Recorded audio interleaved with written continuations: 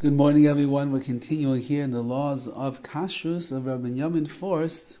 We're speaking about Bishul Akum, food that is cooked by a non-Jew. We spoke about the two conditions that have to be met. Number one is nechel kaboshu chai. If it's something that can be eaten raw, then even if a goy comes along and cooks it, they're not really benefiting you. Therefore, you're allowed to eat it. And number two, if it's not something that has prominence, that it's oila al shulchan malachim, that it goes on the tables of kings. So then, meaning you wouldn't find it by a wedding or the like, a fancy meal, so then that's also not considered to be Bishul Akum if a non-Jew cooks it for you. Now he asked, what if you have foods that are mixed together? And he explains, if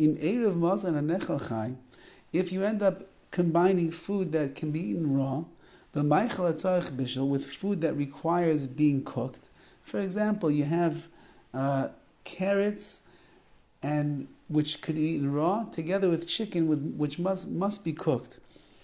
You go after the majority of that food. Meaning, if you would have, majority would be carrots, and the minimum amount would be the chicken, so since that the carrots are not considered Bishul Akum, we go after that.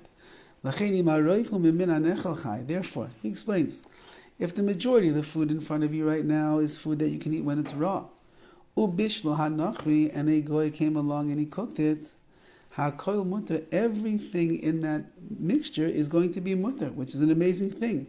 The non-Jew cooked together some kind of a stir fry. He has carrots, he has celery, he has some cabbage in there, and he puts some chicken in there as well. But the majority of that food is all food that can be eaten when it is raw. Therefore, there's no isser of Bishul Akum. There is food in there that needs to be cooked, otherwise you can't eat it, but it's called batal beroiv. It's nullified. Its presence is nullified to the majority that is there, and therefore the whole thing is permissible to eat. There's another leniency. Let's say that the two types of food are equal in their amount. For example, you have the same amount of carrots and the same amount of chicken. Even there, mutter la'achla, you would be allowed to eat it, which is an amazing thing. And what if you have food that already was cooked by itself? You have the chicken was cooked by itself by a non-Jew. It's an isser, a prohibition of Bishul Akum. And then it was mixed in with a larger quantity of food that's permissible. But once again, it is nullified in the majority, and you would now be allowed to eat it. However, this only is true if the following conditions are met, and that is she'ena meichel aser. The food itself is not aser, is not prohibited. Or the food didn't need to be cooked. As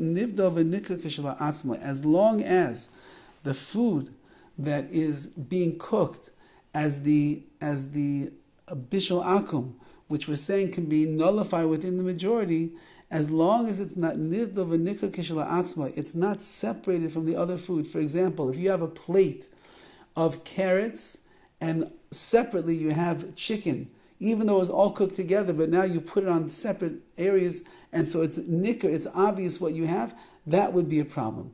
But as long as it's in the stir-fry state where it's all mixed in together and it doesn't stand out, that's permissible.